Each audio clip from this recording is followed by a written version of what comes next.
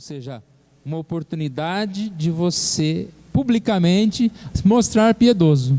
Como é feio isso, né? A piedade é a coisa mais humilde que tem que ser. Agora, se você querer exibir a sua espiritualidade, a sua piedade, é algo que não dá para se entender, mas é assim que acontece. Quantas vezes nós somos tentados a isso. E aí nós vimos que essa oração então pode ser, em primeiro lugar, uma oportunidade para aparecer, e o segundo lugar é a questão da repetição de uma oração errada, uma oração que não é do coração, mas é por meras palavras, uma repetição de palavras. O terceiro ponto foi o jejum. Muito importante nós lembrarmos, irmãos, dessa prática espiritual. Todo mundo fala em oração, todo mundo fala em ajudar o próximo, falamos em ler a palavra, mas o jejum não é ultrapassado. A Bíblia fala sobre isso e Jesus aqui confirma quando ele diz que quando jejuar, não se mostre contristado, não se mostre como alguém que está realmente de jejum, mas não faça isso para aparecer, é o que ele quis dizer. Então, se a gente não deve fazer para aparecer, nós devemos fazer. Há uma bênção no jejum, quando nós podemos nos humilhar diante de Deus, quando nós podemos orar especificamente por uma causa, quando nós realmente demonstramos que nós podemos nos alimentar não só de pão, mas nos alimentar espiritualmente. Então, irmãos, o que fica aqui para a gente entrar no texto da oração do Pai Nosso é exatamente isso: guardai-vos de exercer a vossa justiça diante dos homens, com o fim de ser vistos por ele, no que se diz respeito à oferta, não ofertar para aparecer; no que diz a oração, não orar para aparecer; o que diz o jejum, não jejuar para aparecer. Ou seja, nenhuma prática espiritual ou uma prática de bondade deve ser feita com o fim de ser visto, de aparecer. Na oração, como eu disse que tem duas partes, além do aparecer, é que não devemos orar simplesmente com vãs repetições, palavras sem sentido, palavras repetidas. E aí vem a oração refletida. E aí vem então o modelo de oração, a chamada oração do Pai Nosso. Ela foi dada como modelo para nós. Mateus diz, portanto, vós orareis assim. Lucas diz, quando orardes, dizei. Lembra, nós falamos sobre isso. A oração dominical é a oração modelo em dois sentidos. Primeiro, sentido que ela é um modelo para ser repetida, exatamente as mesmas palavras, mas sempre lembrando o que você está falando. E a oração do Pai Nosso é a oração modelo porque ela é uma oração que fala sobre todas as coisas. Na oração ela tem petições a respeito de nós mesmos, nossos pedidos, as nossas necessidades, e ela tem a parte que se refere a Deus, agradecimento a Deus, a oração relacionada a Deus. Ou seja, os três primeiros pedidos da oração expressam nossa preocupação com Deus, com a glória de Deus. Os três segundos pedidos, os últimos três, são em relação a nossas próprias necessidades, em relação à nossa própria necessidade. E é isso que nós vemos aqui, um modelo de oração para nós. Oração não precisa ser uma oração vazia, uma oração sem palavras, mas uma oração como esta oração aqui. Eu não quero me delongar, vamos falar apenas um pouquinho sobre cada uma dessas partes, mas logo no início diz, Pai Nosso que estás nos céus. Aqui nós vimos essa intimidade, você dizer algo que é meu, você está dizendo que você tem intimidade. O Pai Nosso que está nos céus, aquele que está nos céus, aquele que tem todo o poder. E aí as três primeiros pedidos, né? Os 3 primeiros pedidos, nossa preocupação com a glória de Deus. Em relação ao nome de Deus, santificado seja o seu nome. Mas o nome de Deus já não é santo? O nome de Deus é santíssimo. Sim, o nome de Deus já é santo. Mas orar e pedir santificado seja o seu nome, nós estamos dizendo que o nosso desejo é que o nome de Deus seja tratado como santo por mais e mais pessoas, e que nós estejamos tratando o Senhor como santo. E repare que para que Deus tenha o nome santificado, as duas partes também aqui se ligam: venha o teu reino e seja feita a tua vontade. Não adianta nada eu dizer, o teu nome é santo, mas para que o nome de Deus seja santificado na minha vida, eu tenho que buscar o reino de Deus, a vontade de Deus. Eu não posso dizer, santo, santo é o Senhor, se eu não me importo com a vontade de Deus. O Senhor é o governador do universo. Se eu não me quebro ao governo de Deus, à vontade de Deus, como que o nome de Deus será santificado na minha vida, na sua vida? Como que o nome de Deus será santificado? A partir da nossa vida. Sede santo, porque eu sou santo. Seja tratado como santo. Nós vivemos numa época, irmãos, que o nome de Deus é blasfemado, o nome de Deus é motivo de piada. Existe um monte de sites, de coisas, de piadas, ironias. Existe tantas conversas, comentários, discussões tolas. O nome de Deus não é santificado nessas coisas. Quando eu vejo um irmão fazendo alguma coisa errada, doutrinariamente, eu devo ensiná-lo, eu devo exortá-lo. Eu não devo fazer uma piadinha a respeito. Você vai encontrar na internet várias dessas pessoas que ficam fazendo vídeos de piadinha com o nome de Deus. Então, a gente precisa prestar muita atenção nisso. Venha teu reino. Esse é o nosso tema do ano. Venha o teu reino. Venha o governo do Senhor. Mas se ele é santo, ele também não é rei, ele não é o governador? Sim, ele é o governador. Mas Jesus não instaurou esse reino, Jesus não é o rei, ele já veio. Sim, ele já veio. Mas quando nós oramos, venha o teu reino, nós estamos pedindo para que esse reino de Deus também seja ampliado, venha sobre a terra.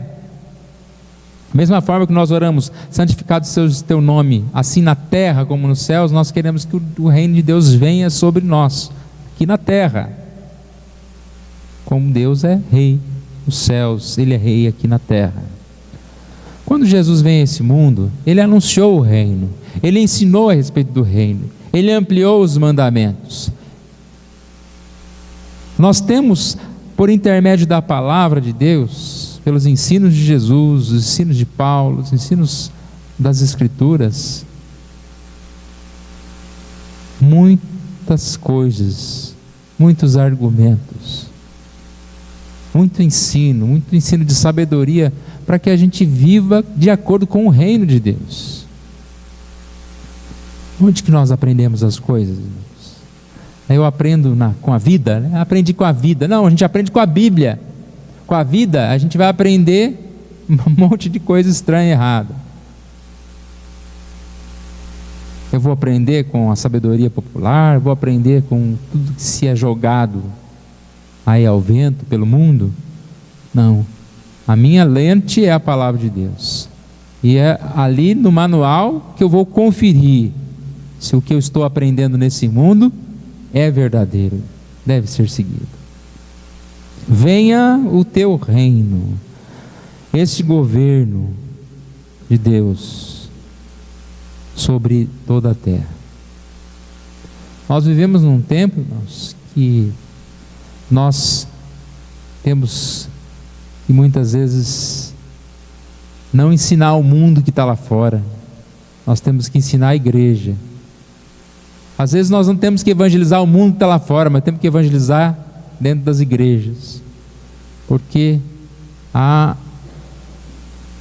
uma religiosidade tão grande por todo lado, Mas falta essa religiosidade do venha o teu reino.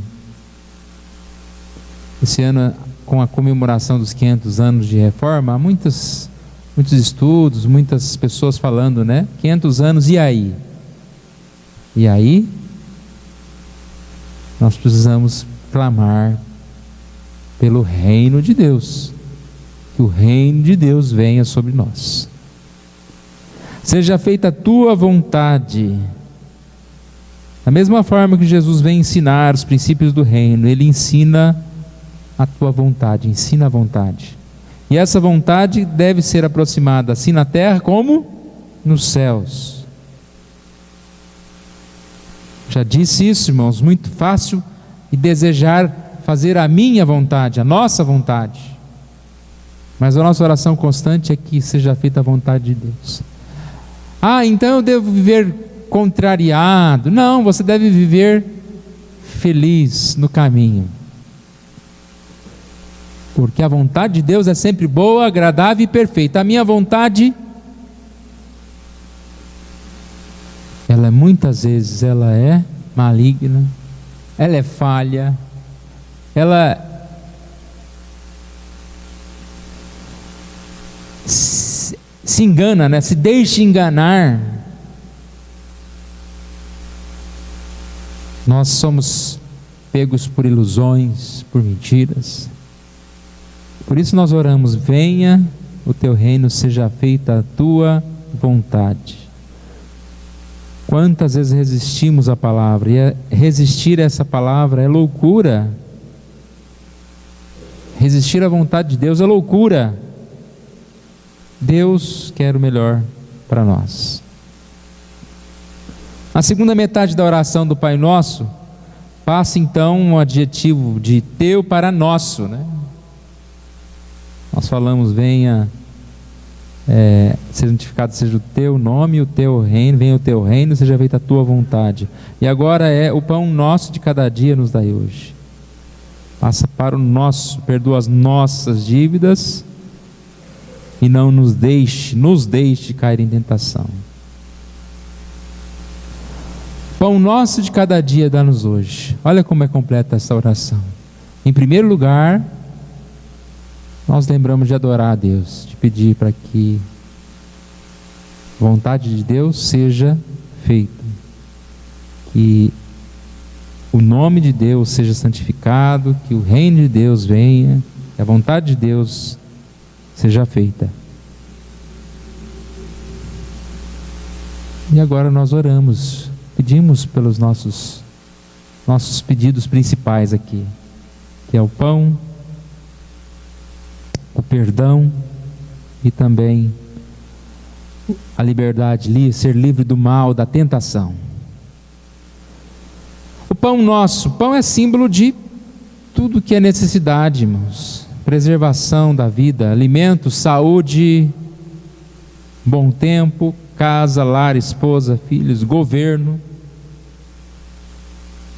É interessante que é pedido o pão de cada dia, né? A nossa ansiedade, na maioria das vezes, não é com o dia de hoje. Você já parou para pensar isso? A ansiedade muitas vezes é com o dia de amanhã. Eu sempre contava uma ilustração que às vezes o casal acabou de casar, está lá, né? Começando a sua vida, e ansiosos, como que nós vamos fazer para pagar a faculdade do nosso filho? Aí eu sempre contava essa ilustração dizendo: mas eles acabaram de casar, nem filho tem que esperar, né? Aí agora o Gabriel está terminando o curso dele, né? Eu falei: vixe, está chegando agora, né? Da hora de começar a preocupar, né? Como que vai ser ano que vem, aonde que o Gabriel vai estudar, como que nós vamos ter condição de sustentá-lo. Mas reparou como a ansiedade é com o amanhã? O amanhã é o amanhã. Deus sabe como que será o amanhã. Não podemos prevenir para o amanhã, devemos guardar dinheiro, devemos, quando podemos, né? Às vezes não tem condição, não tem jeito. Eu achei interessante um dia que eu conversei com uma pessoa E ele falou: olha, quando a minha filha entrou na faculdade, eu já tinha guardado o dinheiro. Isso a gente tem que fazer, né?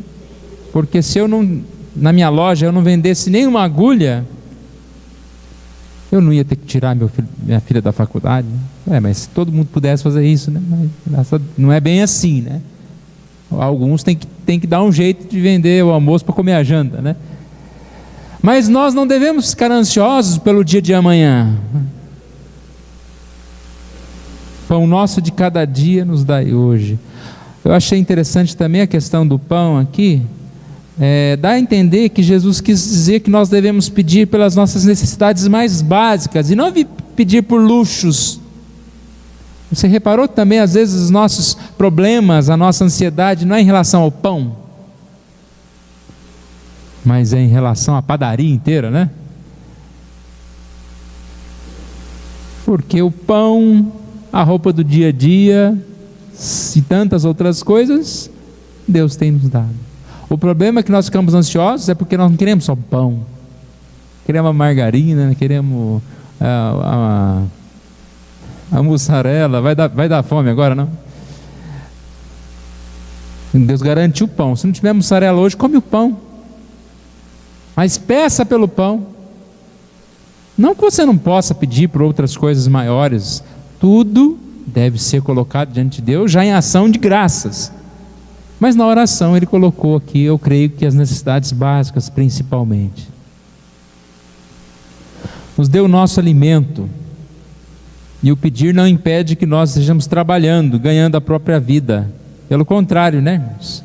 No início aqui da mensagem tinha até uma introdução que eu pulei, mas é aquela frase de Lutero que eu falei a semana passada, que nós não oramos com a intenção de informar a Deus sobre as coisas,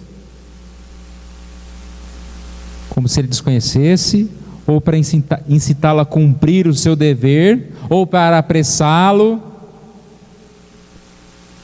ou para despertá-lo em alguma coisa. Mas por que nós oramos?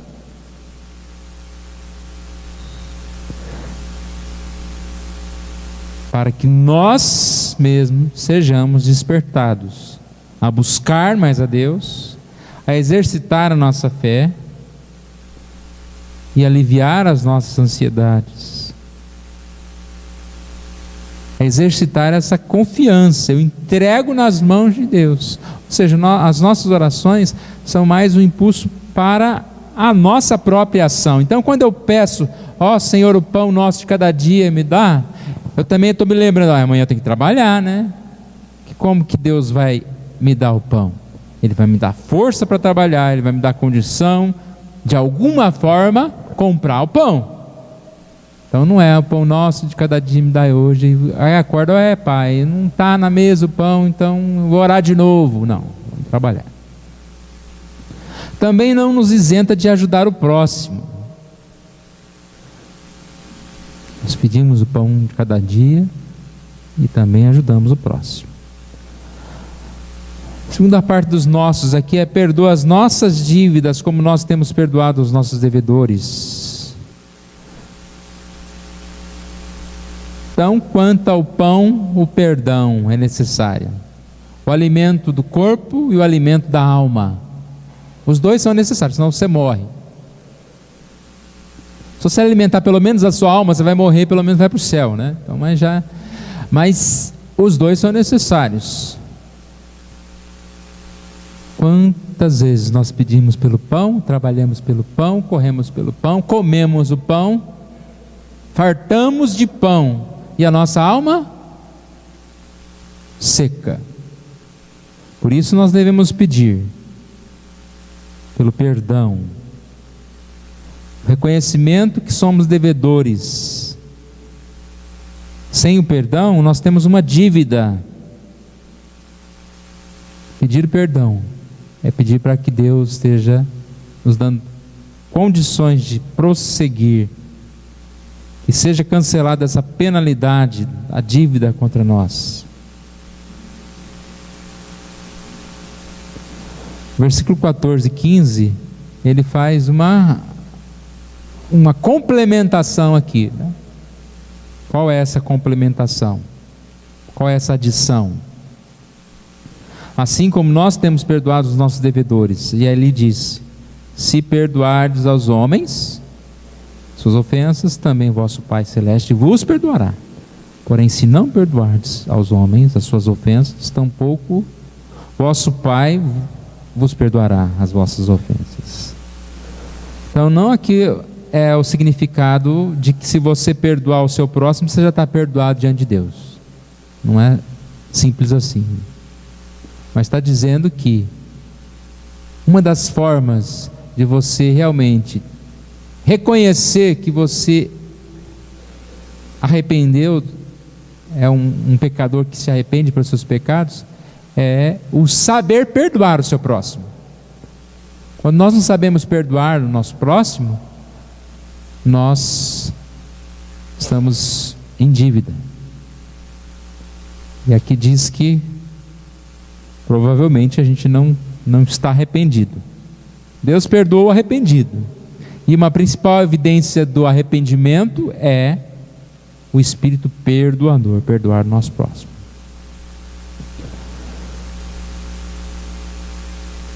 Quando nós olhamos e conseguimos enxergar o quanto nós somos pecadores, o pecado do nosso próximo fica desse tamanhozinho. E é isso que é você pedir perdão pelo seu pecado, é você enxergar o seu pecado. Só não pede perdão quem não enxerga o pecado. E quem enxerga o seu pecado não vai ficar reclamando do pecado do outro, que é assim perto do seu. Porque o seu você conhece, né? O seu você está mais perto. O outro é tão pecador como você, mas o pecado do outro contra você, ele é tão pequenininho em relação ao seu pecado diante de Deus. O seu pecado diante de Deus é imensamente maior do que alguma coisa que alguém fez contra você. Não nos deixes cair em tentação, mas livra-nos do mal. O pecador que acabou de pedir perdão pelo seu pecado, ele anseia em ser libertado dessa tirania do futuro, das tentações, do cair novamente nas tentações. Por isso, você acaba de pedir: perdoa as nossas dívidas e não nos deixes cair em tentação. Não permitas que o maligno venha a ter vantagem sobre a minha vida. Assim encerra a oração. Eu acho interessante a comparação feita desses 3 pedidos finais, como eles são completos, porque são pedidos em relação ao que é material, o pão, ao que é espiritual, ao perdão, e ao que é moral, o livramento do mal. E há uma comparação, embora uma comparação que não necessariamente o texto quer dizer isso, né, quer colocar isso, mas há uma comparação entre as 3 pessoas da Trindade nesses 3 pedidos aqui. O pão, lembrando de Deus Pai, aquele que é o Criador de todas as coisas. O perdão, lembrando de Jesus Cristo, que morreu na cruz para nos perdoar. E o livramento do mal, das tentações, o poder do Espírito Santo que habita em nós para nos livrar do maligno. Uma oração a Deus Pai, Filho e Espírito Santo. O texto é claro: não useis de vãs repetições, mas orareis assim. Poderia parecer uma incoerência, né? Mas não é para usar de vãs repetições, e fala uma oração para você repetir, mas não useis de vãs repetições. Toda repetição que é feita, e tudo aquilo que é bom, aquilo que é sabedoria, a gente tem que repetir. Você já reparou quantas vezes a gente ouve a mesma música? Quantas vezes a gente assiste o mesmo filme? E assim por diante, né? Tantas coisas. E às vezes não é uma música tão boa de ouvir tantas vezes, não. Tá lá batendo na cabeça, né? Por isso a gente tem que, sim, a palavra deve ser repetida. Quanto mais a gente lê e mais a gente medita, ela tem sentido para nós. E essa oração, ela é para ser feita assim. Uma oração de olhos abertos, né? Você pega a sua Bíblia e ore com a sua Bíblia. Você tem feito isso? Quantas vezes a gente faz isso? Repetir esta oração, de forma a falá-la pausadamente, até como eu fiz agora, como um sermão. Faça um sermão do Pai Nosso na sua casa. Você nunca pregou nenhuma mensagem? É a primeira mensagem sua, é uma oportunidade de você fazer a primeira pregação sua na oração de Jesus. E assim você vai falando o que essa oração significa para você. Dessa forma, irmãos, nós vamos de coração orar a Deus. Não há nada melhor, não há nada mais importante do que falar com Deus, do que colocar diante de Deus as nossas petições. Quando a gente fala com Deus, Deus fala com a gente. É uma frase que diz que Deus é surdo para crente mudo. E às vezes está acontecendo isso mesmo, né? Parece que Deus não está ouvindo, mas você não fala. E quando nós falamos com o Senhor, Ele tem ouvido as nossas orações, Ele tem respondido as nossas orações. Vamos ficar em pé, irmãos? Nós vamos orar nesse momento. Obrigado, Senhor, nós te louvamos pela Tua palavra, nós agradecemos a Ti por mais esse momento que o Senhor nos dá aqui na Tua casa. Queremos te pedir, ó Deus, que o Senhor esteja abençoando as nossas vidas e que possamos aprender a orar com o Senhor, ó Deus. Que sempre estejamos buscando, ó Deus, santificar o Teu nome, buscando o Teu reino, a Tua vontade, ó Deus. E que possamos pedir pelo nosso pão, pelo perdão, pelo que o Senhor nos livre da tentação, e que tudo que pedimos, ó Deus, seja realmente dos nossos corações, ó Deus. Se há uma coisa sem sentido, é orar sem pensar, orar sem falar ao coração, ó Deus. Que o Senhor nos livre, ó Deus. Não precisamos disso, Deus. Não precisamos orar para que os outros estejam ouvindo, não precisamos orar, ó Deus, com nenhum outro objetivo a não ser falar com o Senhor, ó Deus, falar aquilo que está no nosso coração. Por isso que o Senhor nos ajude, ó Deus, a orarmos em público e também orarmos em secreto, ó Pai, nesse quarto do tesouro, porque quando nós entramos nessa oração em secreto, quando nós falamos com o Senhor, ó Deus, nós não só falamos, mas ouvimos, mas podemos falar mais, podemos conversar com o Senhor, ó Deus. E o Senhor vai nos instruir a falar mais. Meu Deus, o Senhor nos fará compreender, a ter a sabedoria, ó Deus, que vem do Senhor.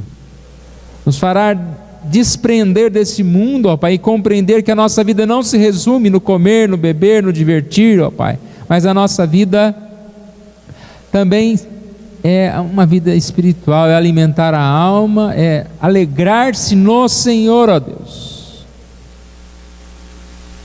Possamos nos alegrar, nos alimentar, mas que possamos nos alegrar no jejum, que possamos nos alegrar, ó Deus, em trabalhar, em fazer as demais coisas, mas que possamos também nos alegrar, ó Deus, e nos fortalecer quando oramos, quando lemos a Tua palavra, quando estudamos, quando estamos juntos com os irmãos. Obrigado, ó Pai, por esse momento. Nós oramos em nome de Jesus. Amém.